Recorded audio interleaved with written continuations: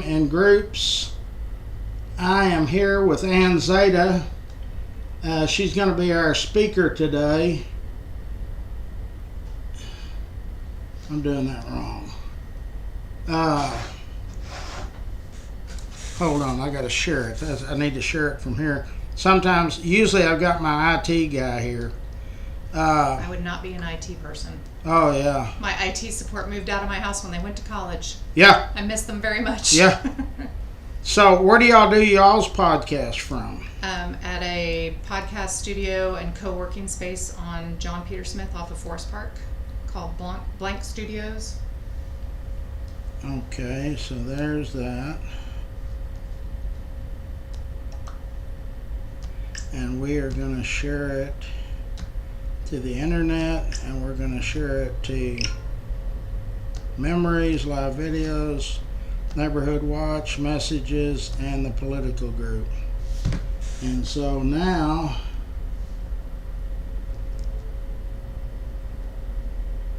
we should be able to get it from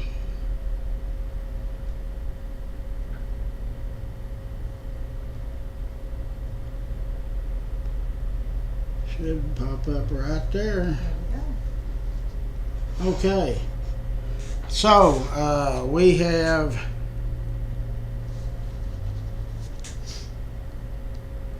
I'm going to make sure everybody can hear us.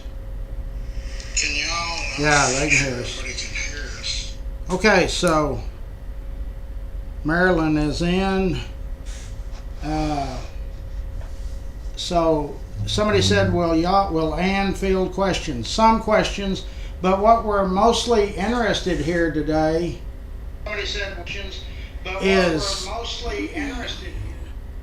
is the actual process.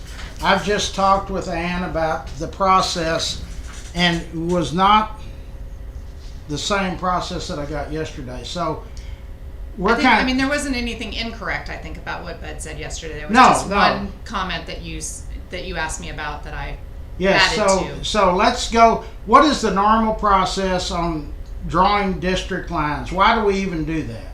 Because people move and population changes and shifts. People move into the county and into the city and out of the city and the county. And there are rules about the number of individuals that are represented by each precinct that need to be within a certain distance of each other. So I think the rule at the county, which I'm more familiar with city redistricting, being straight up front, that's the experience that I have had. But those numbers in those precincts need to stay within 10% of each other. And so what I shared with you was that a lot of people are saying that we haven't redistricted at the county level in 15 years, and that's just blatantly not true.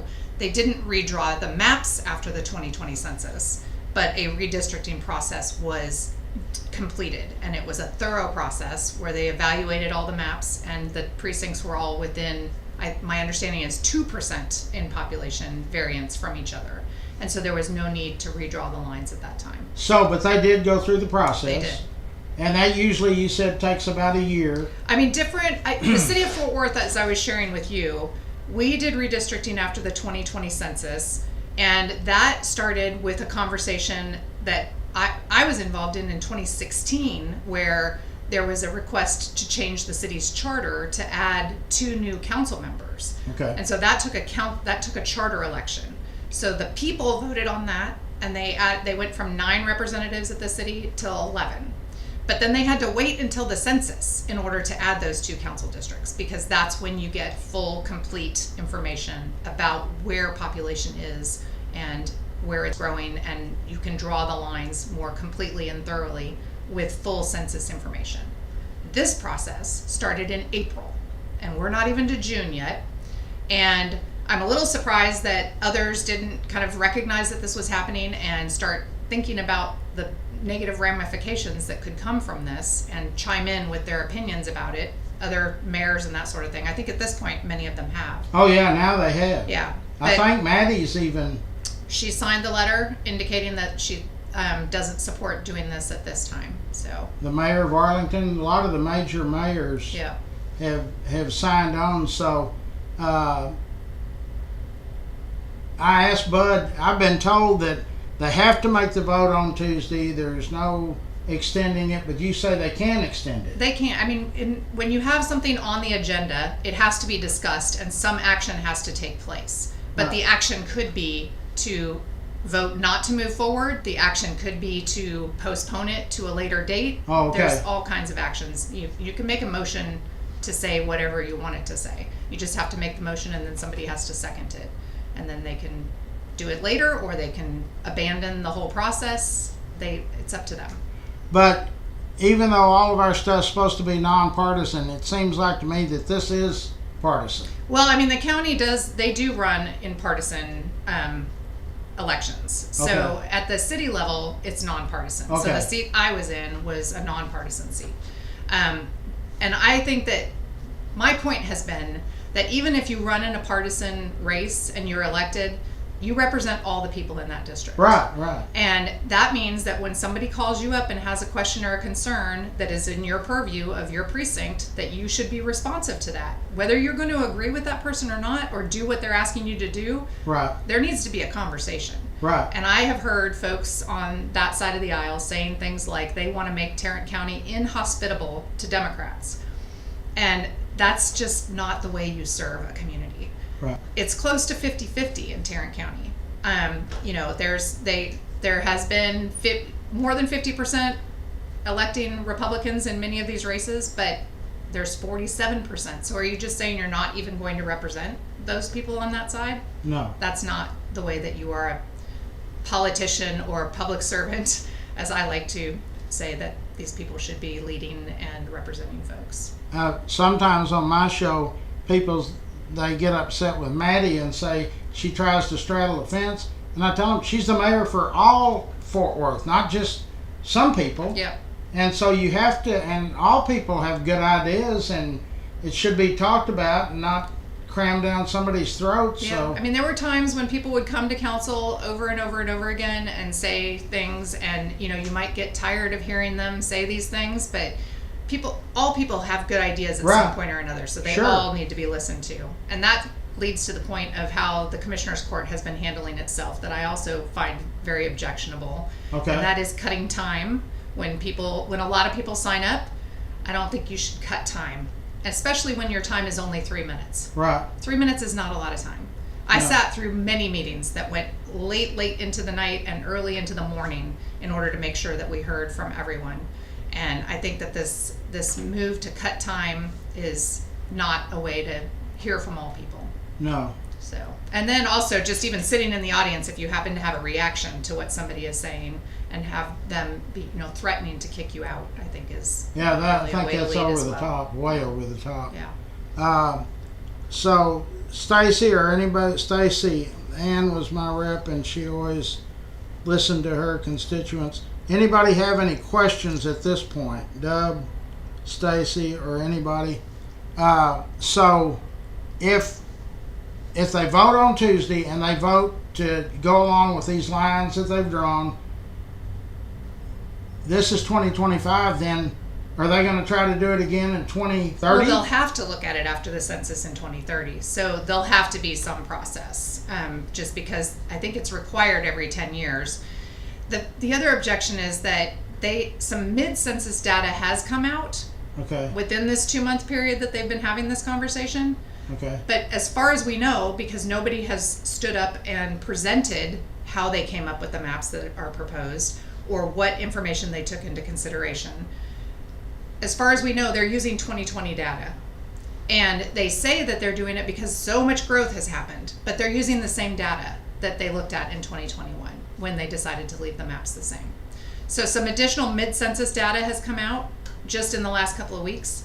But as far as I know, because the consulting firm that they've hired to do this redistricting and draw these maps has not presented in any form or fashion. I've been to 3 of the 4 public meetings, and I've been to 2 commissioner court meetings where representatives from that consulting firm were either not there, or they were there but didn't say anything, or said very brief things, like just repeating what the judge said, and that is, we drew the maps that you, the commissioners court, told us to draw.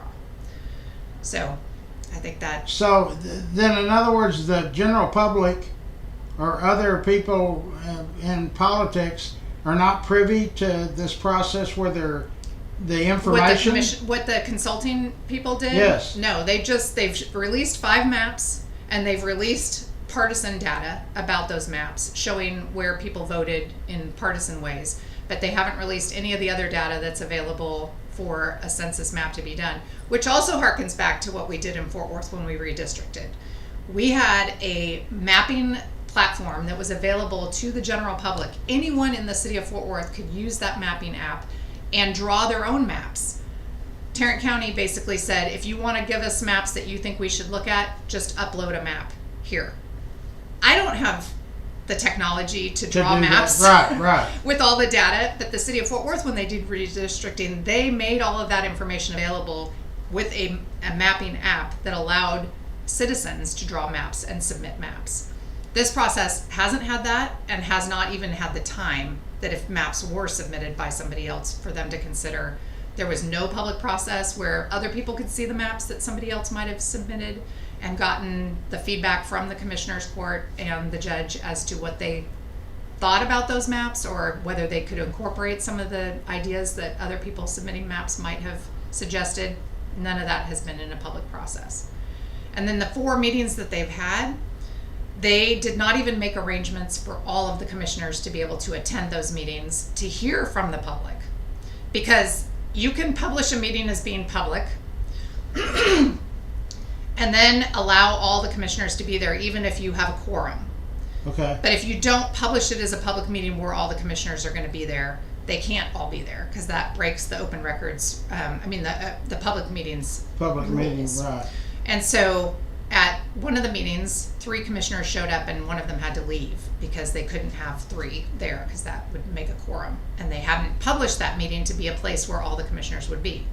So from the very beginning, we knew that they were never intending to listen to everything that the people had to say at these 4 public meetings that they Right. had in a very rushed, compressed time frame. Now, this process also entails 41 other cities, right? It entails North Richland Hills, Watauga, White Settlement, All the cities that are in the county. and do those people have any? They're not privy to any information either. I mean, not that I know of. I don't know who's talking to who. I can't speak for who Right. the commissioner's court is talking to, or who their consultant has spoken with. But from the conversations I've had with various leaders across the county, many of them were not aware, or weren't paying a whole lot of attention when this whole thing first started Right. in April. When I reached out to some representatives and asked them, are you going to chime in on this? Some of them had said they hadn't really paid that much attention to it yet. And so it clearly, because of those of us who were paying attention in early April and started asking questions and insisting on more information, more folks became aware. But I still run into people everywhere I'm going saying, oh, I had no idea this was even happening. Thank Right. you for sharing. Right. But there's no more opportunity except for June 3rd, which is when they have it on the agenda at the Commissioner's Court for folks to show up. But they can still show up on June 3rd and sign up to speak. But they have to sign up by 5 o'clock on June 2nd in order to be on the list. So if this vote does not pass, is there any way for them to, for the current Commissioner's Court to try to redo it again, or no? I mean, clearly they can, I think legally, they can raise this up anytime they want from what they've said. I don't know that it is the regular course of things to do it mid-census, and I don't recommend that they do it mid-census, because I think that even the mid-census data that has become available is not as reliable and thorough as what happens after a full 10-year census time. So the reason- 30, and they're going to have to look at it again in 3030.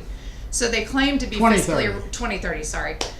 They claim to be fiscally responsible, but they're Right. spending money now that they're going to also have to spend again at the end of the census period. And that's an expensive deal. Yeah, I mean, they spent $30,000 on this consulting firm, and I have not seen $30,000 worth of work. I'm not sure what it is. I don't get to see their bills, but one of their representatives was at one of the commissioner court meetings that I was at. He stood up and spoke for less than 10 minutes and basically just repeated what the judge had already said about how they came up with the maps.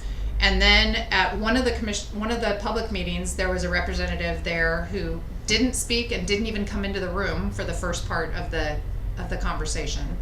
And then at the other ones, I didn't see them, but they may have been there, but they didn't speak. And then at the last Commissioners Court meeting, I believe one of the consultants spoke briefly, but they haven't been at the public meetings to answer any questions that the citizens have or to present the maps that they're proposing. There has been a group of people who have shown up at every meeting to say that they prefer map 1, but nobody is explaining why they prefer map 1. What is it about map 1 that makes it the one that they're choosing over 2, 3, 4, and 5? And then just a couple of days ago, they released map 6.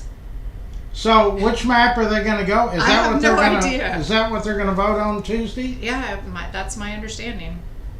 And map 6 just got released 2 days ago, so I don't even know where that one came from. Tina Louise says, who started this process and got the ball rolling to hire the third-party company to create the mapping? The judge did. So at the meeting where that was on the agenda, he spoke and indicated that he had gone out and found this firm himself, that it wasn't a process by which multiple firms were brought forward through a request for a proposal process, which is how the city often does these things if you're Sure. going to hire somebody. But I think under a certain dollar threshold, he's allowed to do that. So it's not that he was breaking the rules, but I guess because he said it was a phase 1 and that it was $30,000 or less, he was allowed to put that on the agenda. But he indicated in that meeting that no, he hadn't checked with staff about who to hire, that this was just a firm that he had gone out and found himself. So really in reality, this is going to affect everybody, and it's kind of been done in a 2-month period instead of the normal every 11 years because it takes so long to do it. Yeah, I mean, it doesn't take 11 years, but it No, takes a 10-year census, Right. and then it takes a few months I to mean, get the those city of Fort numbers Worth together. was started after the 2020 census data became available. A new council came in 2021, a lot of new folks, and they continued the process that had already been started. There was some discussion then about hiring an independent redistricting committee to do it, which is what Austin and some other places have done. And that way it's not the electeds themselves up there moving the lines and having conversations about, this neighborhood is in my district, but I'm willing to let it go into your district. But Fort Worth did it that way, but it was all public. Like, there were meetings that were recorded where people could see exactly what the council members and the mayor was saying about where the lines were going to go and where they were proposing that they move to. All that was done publicly. Well, Bud showed those maps yesterday, and Manny's district has really changed. Some of those districts really changed. In the proposed maps? Yeah, and the one that he showed, I don't know which map. I didn't know there were 6 now. Yeah, they just released a 6th one a couple of days ago. So I am not as familiar with the details of the map, other than the fact that I believe, and folks that are diving into the details of the map, that these are racially gerrymandered maps, which I think is abhorrent, and they should not be doing that. It clearly packs District 1 with minority voters and cracks District 2. And my understanding is there's not as much change to 3 and 4, but 1 and 2 are definitely Who changed. is District 1 and 2? Is that Elisa and Elisa and Roderick Miles. Roderick Miles? Yeah, Elisa Simmons and Roderick So Miles. it affects their districts more. Does it split them up, so to speak? Or I mean, it takes a great chunk of District 2, Elisa Simmons's current constituents, and puts them into District 1. And it splits the city of Arlington, whereas the city of Yeah. Arlington has had one commissioner to go to. And somebody tried to say that it was better to have more than one commissioner, but I would tell you that that is not the case. I mean, there are areas of Fort Worth that were split and had 3 council members representing them at one time. Riverside, that area had 3 Yes. council members representing it. And I will tell you that they fought very hard to be put into District 11 and all be in one district, because of the fact that when you have to try to communicate with multiple representatives, and that is more challenging than having one person that is championing the things that you're trying to get for your district. I'm not as good as Bud was of keeping up with comments. yeah, it's they're talking about she and Fernando Peralta for a menace to the Rosemont area. We're not answering any derogatory. If you want to say something that's pertinent to the discussion we're having, that's good. But if not, we're not going to answer it.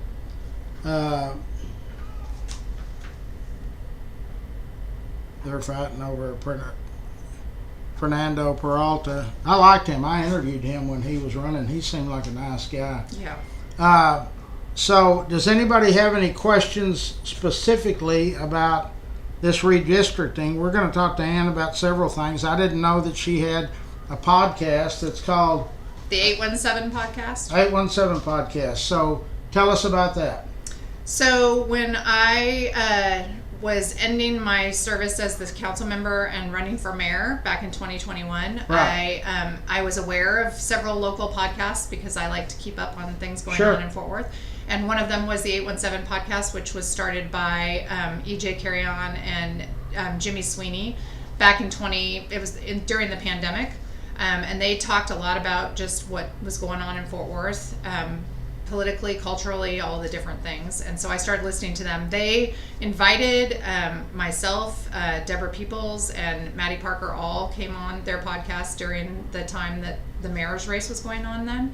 And they ended up endorsing me in that race. I was not successful in becoming the mayor, which I'm absolutely fine with because I like the work that I'm doing now. I get to continue to educate and advocate around urban planning issues throughout the community and across the state for some of the safe streets work that I do. But when Jimmy moved away, EJ was looking for a new co-host, and when he reached out to me, I thought he was just asking for my advice about who he should have join him, but he indicated that he would like me to join him, so I started doing that a couple of years ago. When is that podcast done? It drops every Monday morning. So we record on Sundays, and we do a format of 3 short stories and 1 big story, and the big story is sometimes a guest. And then we wrap up with wins and losses, and we just recently launched with on YouTube and video component, and we now have a producer that has joined us who is also on camera and is part of the conversation as well. Super. So yeah, it's a lot of fun. What else? You've always been involved in the politics of the city, and like I say, my opinion, everybody's got great ideas. I was glad to see Deborah I've known Deborah and Mary Ellen 40 years. Yeah. She won that race outright with a crowded field, so that was quite an accomplishment.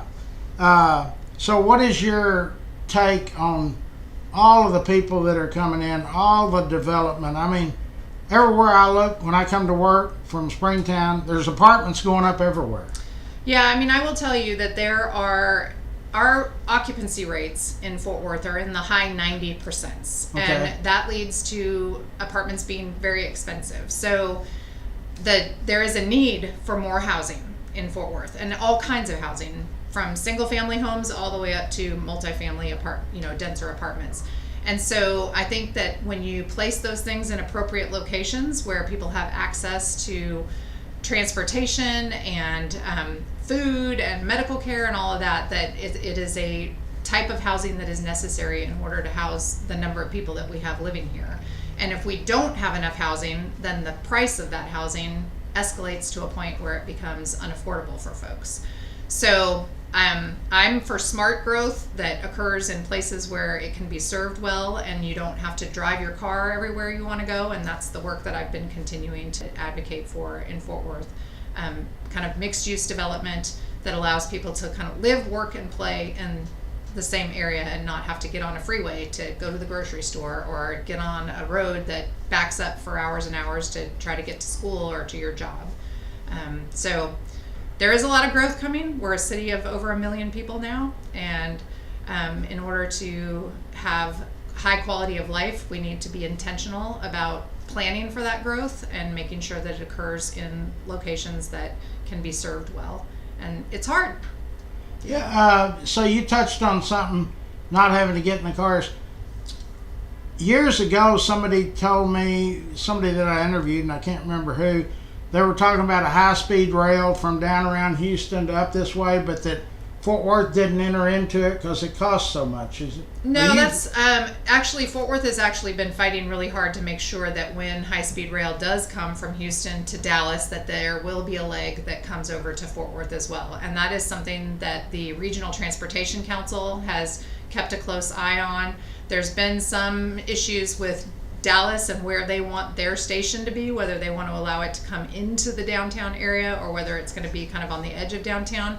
But I think that, our mayor and others have all said that if the high-speed rail comes to fruition, which there's a private company looking at continuing that now. Amtrak was involved with it for a while, but now I think Amtrak is no longer, and it's back to a private organization. But the private organization is actually a Fort Worth company. So I think that if all things go forward the way that we hope, there will be high-speed rail that serves both Dallas and Fort Worth and connects us to Houston. Any idea on the ETA? That's 5 years, 10 no, years?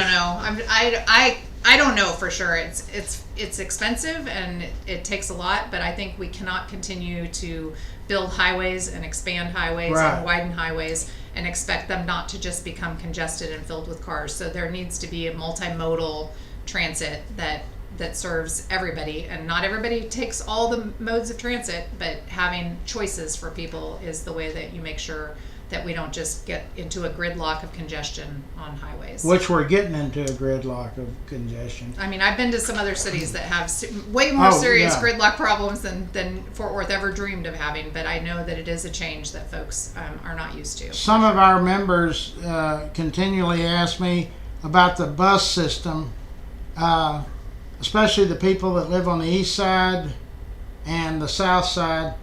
And so one Sunday after church, I just drove the bus system, several routes. Mm-hmm. A lot of these stations where you wait are not even covered. If it rains, you're sitting in the rain. Yeah, Trinity Metro has done some bus stop improvements recently, and so down several of the streets on McCart and on Hemphill, there's some new bus stops. Oh, there is? Yeah, but there's definitely still some work to be done. Trinity Metro relies on a half-cent sales tax, and many of the other larger cities have a whole cent of sales tax that goes to fund their public transit system. So they are doing the best that they can with a limited funding that they get, and we definitely need to work to get additional funding in order to have a more robust public transportation system. That's what Bud was talking about yesterday. We've got a lot of things that need to be done, but there's going to have to be a trade-off somewhere because of the money. When I was on council, we were very much aware that the tax rate in Fort Worth was higher than any other Texas city, and that was untenable. That was something that definitely needed to be addressed and reduced.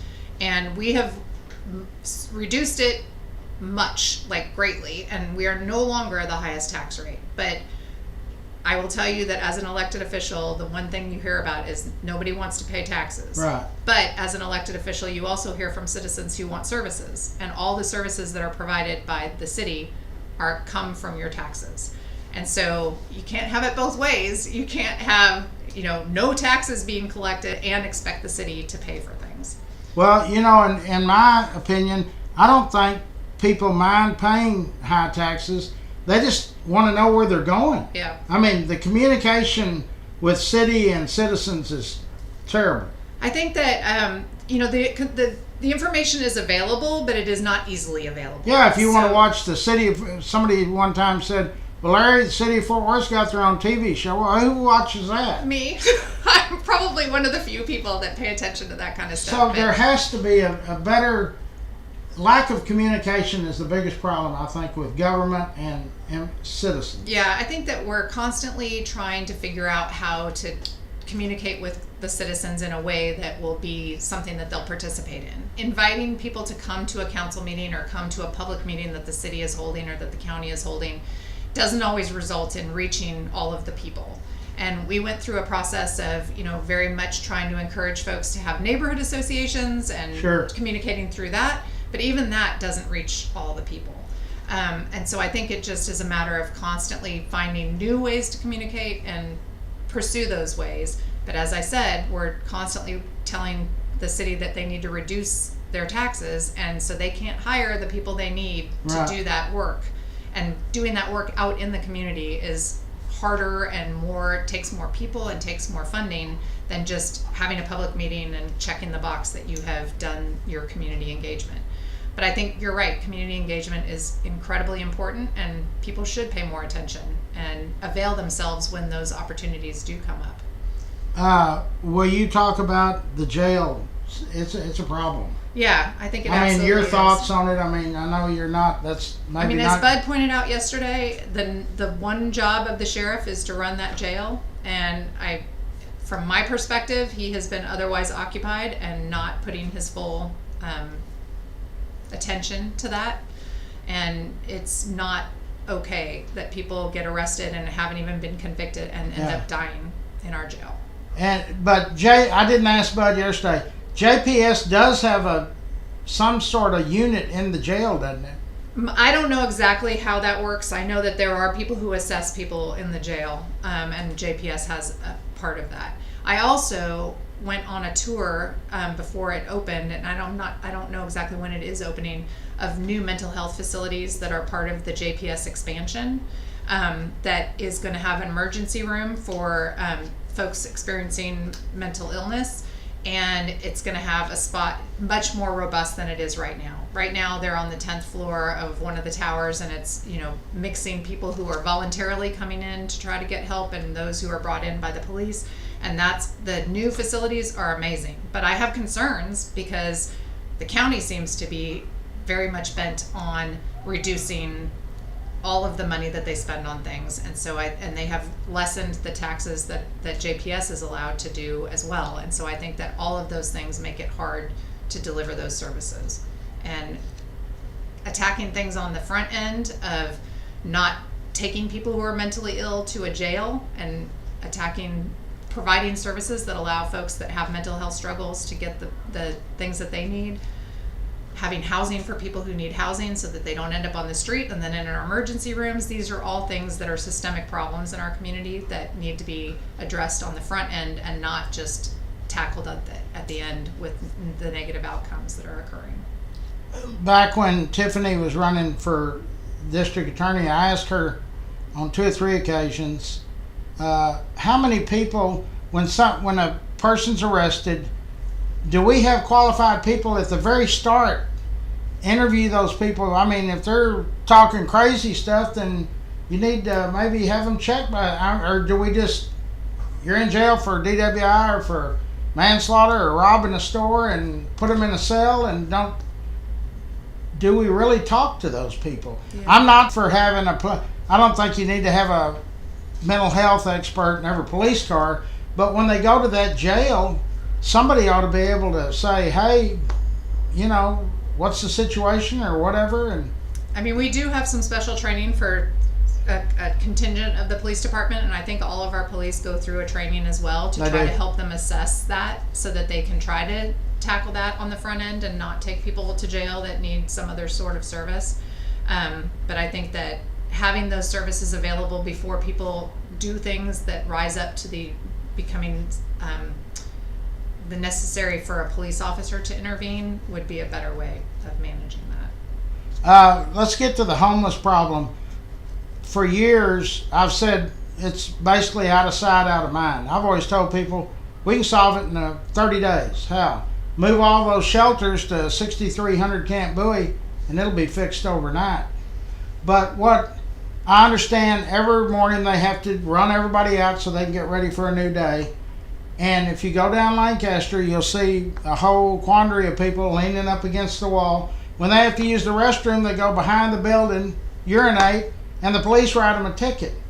And also this new non-panhandling, so doesn't that just elevate these people? Somehow they've got to have money. Yeah, I think that, I'm not an expert on that as well. I know people in the community that work with the Tarrant County Homeless Coalition, which has been renamed, and every time I have to say the name, I cannot remember what it is, but it's, and I'm not going to think about it on the fly like right now. But they definitely, the Day Resource Center, which is now connected with Presbyterian Night Shelter, does have availability of places for people to be during the day. So there's not just kicking everybody out onto the street. And there is a Housing First effort where we're trying to find homes for people who are chronically homeless so that they're not continuing to have to stay in a shelter situation. But it's definitely a problem, and affordability of housing exacerbates that problem. Folks that struggle with mental illness also exacerbate that problem. So if you have permanent supportive housing, which is really important, which provides services to help folks stay in housing once they are put in housing, all of those things help, but all of those things take funding and continued support. And that's something that we have to make. If government's going to handle it, it has to be taken care of with your tax dollars. But if you stop and look, I've interviewed Paige Charbonnet a couple of times. Mm-hmm. She's done a wonderful job with that LTV Rise. Yeah. And that's public and private. And that's almost everything. I mean, Fort Worth turns to a public-private partnership on a lot everything. of things. Yeah. And I think that the problem is that when the private partner doesn't want to continue funding that, if it's a foundation and they want to make a shift in what they're directing their dollars to, say they think that education is now rised up and they want to fund those things instead, that's not a steady stream of income, and so they're constantly having to be out there looking for the funding to support those things. Right. Not that it's a bad thing. I think public-private partnerships can work and are good, but you've got to make sure that somebody is championing the cause of continuing that support in order for those partnerships to continue to work. The Fort Worth ISD, We're talking about everything, are we? I'm not an expert in all those things. But your ideas, I have a lot of conservative people and not so many moderate people, and I like to have from everybody. Yeah. Fort Worth ISD, at one of my morning lives, somebody said, Larry, you need to check and see how many people downtown in Fort Worth ISD are making over $100,000 a year, as opposed to the teachers making about $70,000 a year. I mean, when it comes to questions, it's like 150. When it comes to questions about how the school district should be run or what should be happening in schools, I always turn to my teacher friends. I have several really close teacher friends, and when they say that this is what will help students and education, I listen to them. So I think that that's something I've talked to a lot of teachers. I think we've got great teachers. I talked to a lady not too long ago that's little kids, 1st, 2nd, 3rd, 4th grade, and she told me that if a child acts up, it's not like back when I went to school, go to the office. You have to deal with that problem, which then she's not teaching, she's dealing with this one student. Because I was trying to figure out how some of our members who are mostly retired, they want to help, They don't want to get paid. How can they sit in that classroom? And so we're working now with some people at Fort Worth ISD on how some of our members can volunteer to read or whatever. Yeah, there's a lot of opportunities to do that, and I know that some of the literacy programs have volunteer components. I know that many of the neighborhoods I represented when I was on council had close relationships with the schools that were in their neighborhood. Clark Elementary off of Berry Street definitely had a close relationship with the school, and there were older people in the neighborhood, as you pointed out, who supported that school and showed up on career day and field day and library day to read and all of those things. So I think that is definitely an opportunity for folks to be more supportive and do something, as they say, instead of just complaining on social media. Yeah, and that's, everybody complains on. Well, I certainly appreciate you coming on. I'd love to have you back. Love to hear. I'm going to tune in to 817. Anything you want to tell our members? No, I just think that it's really important that folks pay attention to what's going on in our community. People get really wound up about national politics. And that means nothing. I mean, it does mean something. I would definitely say it means something, but I think that it's really important that we pay attention to what happens locally and make our voices be heard. And like Bud yesterday, I was talking, my main peeve is the roads are terrible. I mean, they're terrible. Yeah, we have grown in a very sprawled out way. So we're building a lot of new infrastructure out far, and then that makes it very challenging to maintain the infrastructure that already exists. And I know that the city has increased the number of lessened the length of time that they go between restriping streets. And for every street that people point out and say is in terrible condition, I try to keep my eyes open for streets that have recently been redone, and there's quite a few of that going on as well. The restriping has helped. Yeah, so that, I mean, some of it, we were not restriping except for like every 8 years, whereas that paint life is like 4 years. So clearly you're not going to have paint lasting long enough when you don't refresh it as quickly as you need to. Do we outsource that, or do we have crews that work for maintenance? There are maintenance crews. There's a pothole crew. So, I mean, I've had great success using the My Fort Worth app. When I report things on the My Fort Worth app, it definitely is taken care of in a very timely manner. Somebody comes out and fills that pothole and makes sure that it's not dangerous. When a street is in such bad condition that it can't be fixed with just a pothole filling and it needs to be redone, like dug up all the way down to the base and redone completely, that is something that has to happen with bond dollars, not something that comes out of your general fund every year, because that's way more expensive. One time I called Michael Crane because I drive 30 going to 820 and then get on 199 to go to Springtown, and there was a sofa out about Ridgemar Mall away up against the median, but Michael, he got it taken care of, but he said, that's TxDOT. Yeah. How do we determine who owns the street? I mean, why is that? Well, I mean, TxDOT is mainly highways, but there are some roads that go through the community that are also TxDOT roads. But if you report it to the My Fort Worth app, they will make sure it gets to the person that is responsible for So it. like University Drive out here, that's a Fort Worth street. That's a Fort Worth street. Yes. So the main 30, 20 and all that, that's TxDOT. Those are all TxDOT. We appreciate you coming on. Happy to be here. And we will reach out to you again, and have a good one. You too. Thanks. Okay, bye. I will turn it off that day.